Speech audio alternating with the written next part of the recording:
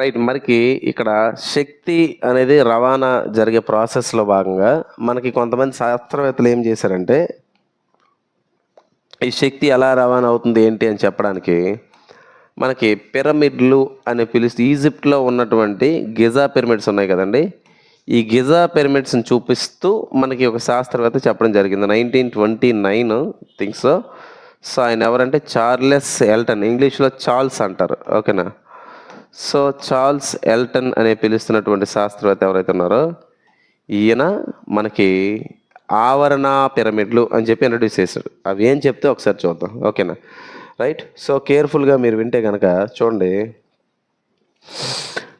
Apart from the food chains, pyramids are another type of representations which show flow of energy from one organism to the another. ఇక్కడ important ఏంటి అంటే, ఇప్పుడు ఆహారపు గొలుసు అని చెప్పి ఏదైతే మీకు చెప్పానో, ఆహారపు గొలుసును ఈజీగా సులభంగా మనకు అర్థమయ్యే విధంగా ఉండేందుకు మరొక రూపంతో మనం రిప్రజెంట్ చేస్తాం, చూపిస్తాం. అదే ఏంటంటే ఆవరణ పిరమిడ్లు అంటారు. ఏమంటారండి? ఆవరణ పిరమిడ్లు. మరి ఈ ఆవరణ పిరమిడ్లు అని పిలిచేది ఏదైతే ఉందో ఎకలాజికల్ పిరమిడ్స్ అంటారు. ఇది ఏం చెప్తుంది? Flow of energy from one organism to the another. అంటే ఏంటి అంటే, జీవులు అనబడేవి ఏవైతే ఉన్నాయో, ఈ జీవుల మధ్య శక్తి అనేది ఎలా రవాణా అవుతుందో దానిని తెలియజేసి గుర్తుపెట్టుకోండి. జీవుల మధ్య శక్తి అనేది ఎలా రవాణా అవుతుందో తెలియజేసేది ఏదైతే ఉందో దాన్నే మనం ఏమని పిలుస్తామంటే ఈ ఫుడ్ చైన్ అంటాం. ఓకేనా? జీవి నుంచి జీవికి శక్తి ఎలా వెళ్తుందో దాన్ని ఏమని పిలుస్తామండి? ఆహారపు గొలుసు అని చెప్పి మనం పిలుస్తాం. ఏమని పిలుస్తాము? ఆహారపు గొలుసు. దీన్ని ఇంగ్లీష్లో ఫుడ్ చైన్ అంటారు. ఈ ఫుడ్ చైన్ని రిప్రజెంట్ చేయడానికి మనకు ఉన్నటువంటి స్ట్రక్చర్ ఏంది అంటే అదే ఇక్కడ ఉన్నటువంటి ఎకలాజికల్ పిరమిడ్. దీని గురించి మాట్లాడదాం. ఏమంటంట, you may have heard about the pyramids of ఈజిప్ట్లో ఉన్న పిరమిడ్స్ గురించి నీకు తెలుసు. The ecologists are also used this idea of pyramid to show relationship among organisms in an existing food chain. అంటే ఏంటంటే, ఒక ఆహారపు గొలుసులో ఉన్నటువంటి జీవుల మధ్య, ఓకేనా, ఒక ఆహారపు గొలుసులో ఉన్నటువంటి జీవుల మధ్య ఉన్నటువంటి సంబంధాలను తెలియజేయడానికి ఈజిప్ట్లో ఉన్న గిజా పిరమిడ్ను ఉదాహరణగా తీసుకొని చెప్పడం జరిగింది. ఓకేనా? ఇన్ షార్ట్ వీ కెన్ సే, అంటే కొద్దిగా మనం ఒకసారి ఒక సింపుల్గా చెప్పాలి అంటే ఏం చెప్తాడంటే, చూడండి,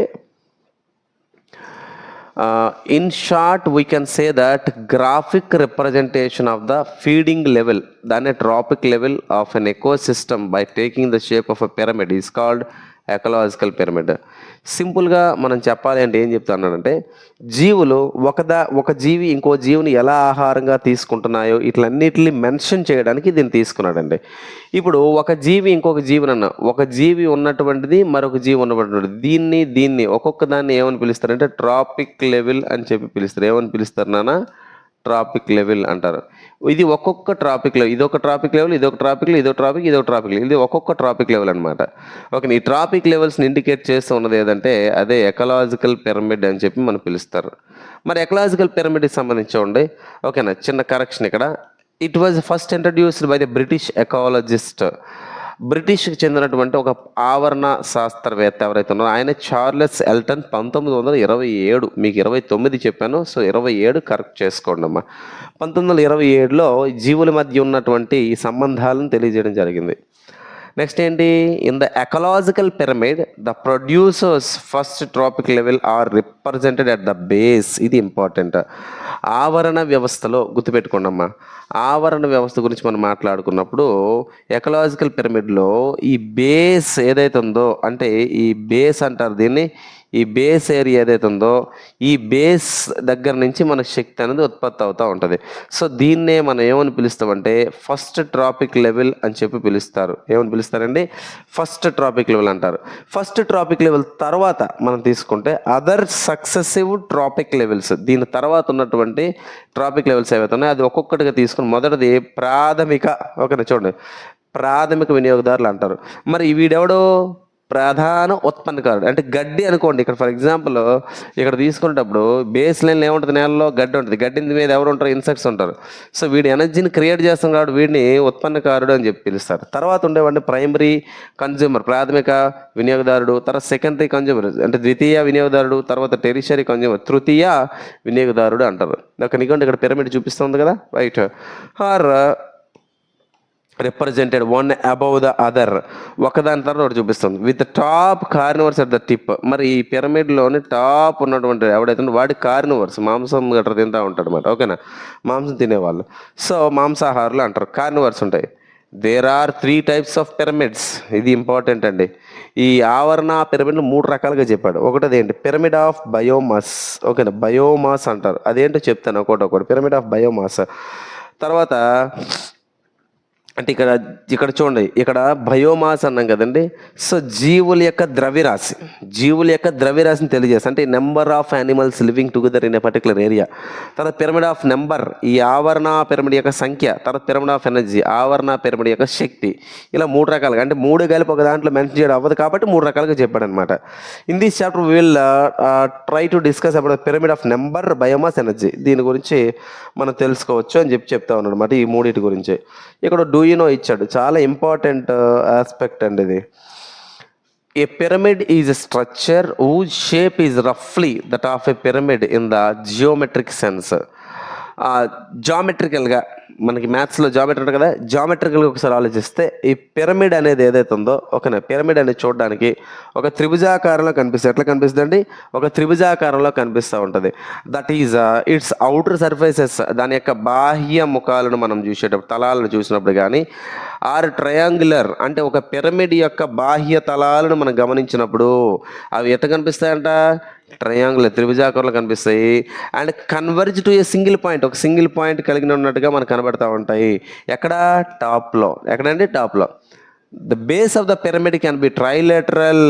అంటే ట్రై అంటే అంతా 3 పార్శ్వాలను కలిగి ఉన్నట్టుగా మనకి బేస్ కనిపిస్తూ ఉంటుంది. అండ్ క్వాడ్రిలేటరల్ ఆర్ పాలిగోనల్ షేప్, పాలిగోనల్ కూడా కనిపిస్తూ ఉంటుంది. ఎక్కడ, బేస్ నుంచి. Okay, the square pyramids with the square base and 4 triangular outer surfaces is a common version. So common వర్షన్లో మనం తీసుకున్నట్టయితే ఈ బేస్లో 4 ట్రయాంగులర్ అవుటర్ సర్ఫేసెస్ ఉన్నట్టు మనకు కనబడతాయి. అదంతా మ్యాథమెటిక్స్ సంబంధించినటువంటి అంశం. మరి ఇప్పుడు మనం ఇక్కడ తెలుసుకోబోతున్న అంశం ఏంటంటే పిరమిడ్ ఆఫ్ నెంబర్ అండి. పిరమిడ్ ఆఫ్ నెంబర్ ఇది చాలా ఇంపార్టెంట్, జాగ్రత్తగా వినేయాలి.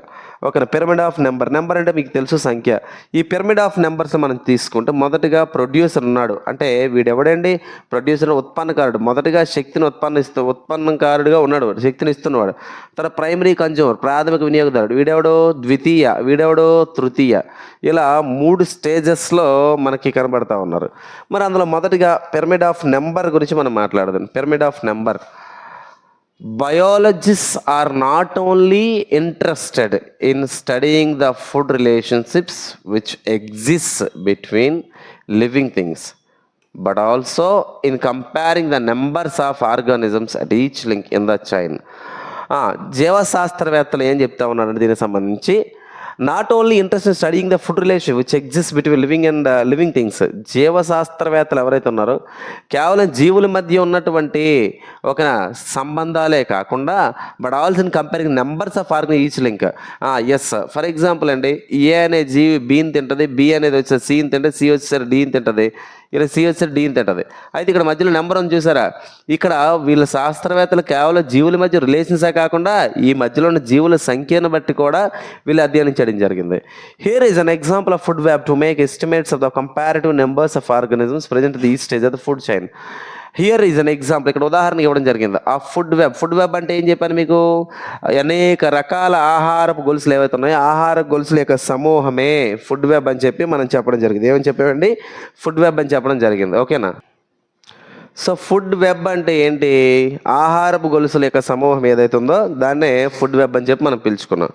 ఓకేనా. మరి ఇక్కడ food to make estimates of the comparative numbers of organ present each stage of the chain. ఏం లేదండి, ఫుడ్ వెబ్ అంటే మీకు తెలుసు అనేక రకాల ఫుడ్ చైన్స్, ఆహార గొలుసుల సమూహమే ఫుడ్ వెబ్. ఆ ఫుడ్ వెబ్లోని ఎన్ని రకాల జీవులు అనేవి ఒక్కొక్క ఫుడ్ చైన్లు ఉన్నాయి తెలియజేయడమే ఈ పిరమిడ్ ఆఫ్ నెంబర్ యొక్క లక్ష్యం. ఇవన్నీ బేసిక్స్. ఇది వచ్చిన తర్వాత మనం ఈ కాలుష్యాలు వీటన్నిటి గురించి మనం చదువుకోవచ్చు. Okay. The comparison needs to involve the use of such terms as most, many, several, few and scarce. ఏం లేదండి, ఇక్కడ కంపారిజన్ అనేది ఏదైతుందో అంటే ఈ జీవుల మధ్య ఎన్ని జీవులు ఉన్నాయి ఏంటి కంపారిజన్లోని మనం స్టడీ చేసే భాగంగా కొన్ని పదాలు వాడతాం. మోస్ట్ అని వాడతాం, మెనీ అని వాడతాం, సెవెరల్ వాడతాం, ఫ్యూ వాడతాం, స్కార్స్ అని వాడతాం. ఓకే, ఇవన్నీ common terms. Is there any relationship between the numbers? Is there any comparison that could be made of the sizes of the organism involved in each stage? ఇక్కడ question అడుగుతా ఉన్నాడు, అంటే జీవుల యొక్క పరిమాణం బట్టి, జీవుల యొక్క సంఖ్యను బట్టి మనం నెంబర్ చెప్తామా అని అడుగుతా ఉన్నాడు. ఓకేనా, కొంచెం here it is the most important concept, జాగ్రత్తగా వినండి. చూడండి, ద నెంబర్ ఆఫ్ ఆర్గానిజమ్స్, చూడండి, the number of organisms in a food chain can be represented graphically in a pyramid. చూడమ్మా, ఒక ఆహారపు గొలుసులో ఒక ఆహారపు గొలుసులో ఎన్ని జీవులైతే ఉంటాయో ఆ జీవులను గ్రాఫికల్గా చిత్రాల రూపంలో చూపించడానికి ఉపయోగించేదే పిరమిడ్. ఇది శంకువాకాలు కనబడుతుంది pyramid. Each bar represents the number of individuals at each trophic level. ఇప్పుడు ఇలా ఒక పిరమిడ్ ఇచ్చినప్పుడు ఇది ఒక బార్ ఇలా చూపించు, ఒక్కొక్కటి మనకి ఏం చెప్తుంది అంటే ఎన్ని జీవులు ఉన్నాయో తెలియజేస్తుంది. ఎక్కడ? ఒక ఫుడ్ చైన్లో, ఒక ఆహారపు గొలుసులో. At each link in a food chain, from the first order consumers to the large carnivores. So ఏమంటాడంటే సాధారణంగా ఈ ఫుడ్ చైన్, ఇక్కడ పిరమిడ్ ఏదైతే చెప్పానో ఈ పిరమిడ్లోని ఒక్కొక్క పిరమిడ్, ఈ బార్ అనేది దేన్ని ఇండికేట్ చేస్తుందంటే ఒక్కొక్క ట్రాపిక్ లెవెల్లో ఉన్నటువంటి ఇండివిజువల్ జీవులు ఎన్ని ఉన్నాయని చెప్తుంది. At each link in a food chain from the first order consumers, first ఎప్పుడు కూడా ఉండేవాడు ఎవడు? వినియోగదారులుగా మనం భావిస్తాం. ఫస్ట్ ఎవరిని భావిస్తామండి? వినియోగదారులుగా భావిస్తూ ఉంటాం. ఓకేనా, రైట్. తర్వాత చూడండి, normally and increase in size, అంటే ఇలా మనం తీసుకుంటా ఉంటే జీవుల యొక్క ఇక్కడ ఇది ఒక పిరమిడ్ అని చెప్పాను నీకు. పిరమిడ్లు ఇక్కడ ఎక్కువ ఉంటాయి జీవులు, ఇక్కడ తక్కువ, ఇక్కడ తక్కువ, ఇక్కడ తక్కువ. పైకి వెళ్తా ఉంటే జీవుల యొక్క సైజు కూడా తగ్గుతూ ఉంటుంది. అదే చెప్పండి, నార్మల్లీ ఇంక్రీజ్ ఇన్ సైజ్, పెరుగుతూ ఉంటుంది బట్ డిక్రీజ్ ఇన్ నెంబర్. ఏ లేదండి, గడ్డి మీద కీటకాలు ఉన్నాయమ్మా, కీటకాల దగ్గర కప్పలు తిన్నాయి, కప్పలతో పాటు కుందేళ్ళు ఉంటాయి, సింహాలు ఉంటాయి, పుల్లు ఉంటాయి, రాబందులు ఉంటాయి. అదేవిధంగా మనకి ఇక్కడ ఏనుగులు కూడా ఉంటాయి. ఇక్కడ ఏమంటాడు, ఈ బేస్ నుంచి పైకి వెళ్తూ ఉంటే జీవుల యొక్క సంఖ్య తగ్గుతుంది, జీవుల యొక్క పరిమాణం పెరుగుతుంది, సైజు పెరుగుతుంది. ఇప్పుడు కీటకాలు ఎన్ని ఉన్నాయి? అన్ని ఏనుగులు ఉంటాయా? ఉండవు కదా. అదేవిధంగా కప్పలు ఎన్ని ఉన్నాయి? అన్ని సింహాలు ఉంటాయా? అన్ని పుల్లు ఉంటాయా? అన్ని మొసళ్ళు ఉంటాయా? ఉండవు. అంటే ఏం లేదమ్మా, ఎనర్జీ అనేది ఎప్పుడు గుర్తుపెట్టుకోండి. ఇక్కడ గడ్డి ఉంది, గడ్డి దగ్గర ఒక 100 యూనిట్స్ ఎనర్జీ ఉంది, ఇది పైకి వెళ్ళింది. ఇప్పుడు గడ్డి మీద కీటకాలు ఉన్నాయి, కీటకాలు తినేవాడు కప్పలు కొన్నే ఉంటాడు, కప్పలు తినేవాడు పాము ఉంటాడు, పాములు తినేవాడు ఒక రాబందు ఉంటాడు. పైకి వెళ్తా కొద్ది ఏమైంది? జీవుల యొక్క సైజు పెరిగింది, జీవుల యొక్క సంఖ్య అనేది తగ్గిందా లేదా? అంటికే మనకు క్లియర్గా ఇచ్చాడు, బేస్ అనేది ఏదైతే ఉందో, ఈ బేస్లో ఉన్నటువంటి శక్తి అనేది ఏదైతే ఉందో ఇక్కడికి వెళ్ళేసరి తగ్గుతుంది అన్నాడు. అయితే ఎంత ఎనర్జీ లాస్ అవుతుంది ప్రతిసారి అంటే 10% ఎనర్జీ లాస్ అవుతుంది. ఇలా చెప్పినవాడు ఎవడంటే లిండ్మన్. అందుకే దీనికి లిండ్మన్స్ రూల్, 10% రూల్ అని చెప్పి పిలుస్తారు. లిండ్మన్స్ 10% రూల్ అని చెప్పి మనం పిలవడం జరుగుతుంది. కాబట్టి చాలా జాగ్రత్తగా గుర్తుపెట్టుకోండి, ఇక్కడ అదే మనకు మనిషిని చేయడం జరిగింది. ఓకేనమ్మా. And let us observe figure 5. ఈ ఫిగర్ 5 గురించి మీకు ఆల్రెడీ చెప్పాను. సో ఇదే దాని గురించి మొత్తం అంతా కూడా ఇక్కడ. ఓకే, తర్వాత సమ్ టైమ్స్ ఇది కూడా అవసరం లేదు. పిరమిడ్ ఆఫ్ బయోమాస్ గురించి మనం ఒకసారి డిస్కస్ చేద్దామండి. Pyramid of biomass is the organic material of biological origin that is ultimately derived from the fixation of carbon dioxide by trapping solar energy during photosynthesis. ఇక్కడ biomass అంటే ఏంటి? ఓకేనా, biomass అంటే ఏంటి అంటే biomass is the organic material, అంటే ఇది కర్బన పదార్థాలతో తయారైనటువంటిది అనమాట. జీవ ద్రవ్యరాశి అంటారు. ఓకేనా, సో కర్బన పదార్థం బయోమాస్ అనేది ఏదంతో జీవ ద్రవ్యరాశి దేంతో తయారవుతుంది సార్ అంటే organic material of biological origin, అంటే జీవుల దగ్గర నుంచే పుట్టి ఇది కర్బన పదార్థాలతో కూడి ఉండాలి. అది దేంతో తయారైనట్టు? కార్బన్ డైఆక్సైడ్ సహాయంతో, అదేవిధంగా సోలార్ ఎనర్జీ, సన్లైట్ని యూజ్ చేసుకుని ఎనర్జీ తయారవ్వాలి. సింపుల్గా బయోమాస్ అంటే మొక్కలు తయారు చేసుకుని గ్లూకోజ్ని తీసుకోవచ్చా? మొక్కలు గ్లూకోజ్ తయారు చేసుకో. ఏ రూపంలో ఉంటుంది? గ్లూకోజ్ అనేది స్టార్చ్ రూపంలో ఉంటుంది. ఈ ఫార్ములా ఏంటి? C6H12O6 కదా ఫార్ములా. ఓకే, C6H12O6 అనేది అవుతుంది, ఇది దీని యొక్క ఫార్ములా కదా. మరి ఇక్కడ ఏంది? C6H12O6 కలిగినటువంటి ఈ ఎనర్జీ అని చెప్పి మనం ఏదైతే పిలుస్తూ ఉన్నామో, ఓకేనా, ఇదంతా కూడా మనకి బయోమాస్గా మనం పరిగణిస్తూ ఉంటాం అనమాట. Okay, this includes trees, shrubs, crops, grasses. చూడండి, ఈ బయోమాస్లో ఎవరెవరు ఉంటారంటే ట్రీస్ ఉంటాయి, చెట్లు ఉంటాయి, స్రబ్స్ పొదలు ఉంటాయి, అదేవిధంగా మనకి క్రాప్స్ పంటలు పంటలు ఉంటాయి, గ్రాసెస్ గడ్డి ఉంటాయి, ఆల్గే అంటే శైవలాలు ఉంటాయి, ఎక్వాటిక్ ప్లాంట్స్ అంటే సముద్రంలో ఉన్న మొక్కలు, అగ్రికల్చర్ వ్యవసాయ సంబంధిత, ఫారెస్ట్ రెసిడ్యూస్ అడవుల్లో మిగిలిపోయిన వ్యర్థాలు, all forms of human and animal and plant waste. మొక్కల నుంచి వచ్చే వ్యర్థాలు, మానవుల నుంచి వచ్చే వ్యర్థాలు, జంతువుల నుంచి వచ్చే అన్నీ కలిపి ఒక దగ్గర డిపాజిట్ అయితే దాన్ని బయోమాస్ అని పిలుస్తాం. Any type of plant or animal material that can be converted into energy is called biomass. చూసారా ఎంత బాగా చెప్పాడు ఈ లైన్.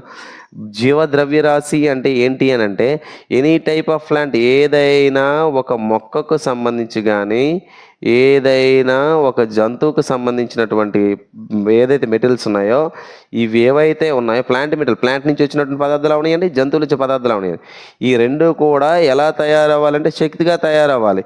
ఈ శక్తి మనకి డైరెక్ట్గా ఉపయోగపడకపోవచ్చు, కానీ ఏదో ఒక స్థాయిలో ఉపయోగపడుతూ ఉంటాయి అన్నమాట. మొక్కలు తయారు చేసిన గ్లూకోజ్ మనం ఉపయోగించుకుంటాం కదా, starch.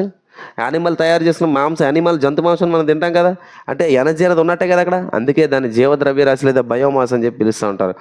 When these materials used for energy production, ఒకవేళ ఈ మెటీరియల్స్ని శక్తిని ఉత్పన్నం చేయడం కోసం ఉపయోగిస్తే దాన్ని ఏమంటారంటే బయోఫ్యూయల్స్ అంటే జీవ ఇంధనాలు అని చెప్పి పిలుస్తారండి. ఏమని పిలుస్తారు నాన్న? జీవ ఇంధనాలు అని చెప్పి పిలుస్తారు. జీవ ఇంధనాలు అంటే ఏంటండి? ఎప్పుడైతే ఈ బయోమాస్ అనేది మనము ఎనర్జీ ప్రొడక్షన్ కోసం ఉపయోగించే దాన్ని జీవ ఇంధనాలు అని చెప్పి పిలుస్తూ ఉంటారు. Next most important, the pyramid of biomass. Okay na, the pyramid of biomass represents the relationships that exist between quantity of living matter at different trophic levels. ఇక్కడ బయోమాస్ అనేది జీవద్రవ్యరాశి అనేది దేన్ని ఇండికేట్ చేస్తుందంట? దేని యొక్క రిలేషన్షిప్స్ని, దేని యొక్క సంబంధాలని ఇది చూపిస్తుందంట? క్వాంటిటీ ఆఫ్ లివింగ్ మ్యాటర్ అంటే ఏంటంటే అక్కడ ఈ ట్రాపిక్ లెవెల్లో ఉన్నటువంటి ఓకేనా ఈ జీవుల యొక్క పరిమాణం ఏదైతే ఉందో ఆ పరిమాణం ఒక్కొక్క ట్రాపిక్ లెవెల్లో జీవుల యొక్క పరిమాణం ఎంత ఉందో దానిని బట్టి దీన్ని తెలియజేస్తూ ఉంటారు. దేనండి? ఇక్కడ బయోమాస్ని తెలియజేస్తూ ఉంటారు అనమాట. ఓకేనా, ఇంపార్టెంట్. ఆ తర్వాత మనకు చూడండి ఇక్కడ బయోమాస్ సంబంధించి మరింత డేటా అనేది ఇక్కడ మెన్షన్ చేయడం జరిగిందండి. ఒకసారి తెలుసుకునే ప్రయత్నం చేద్దాం.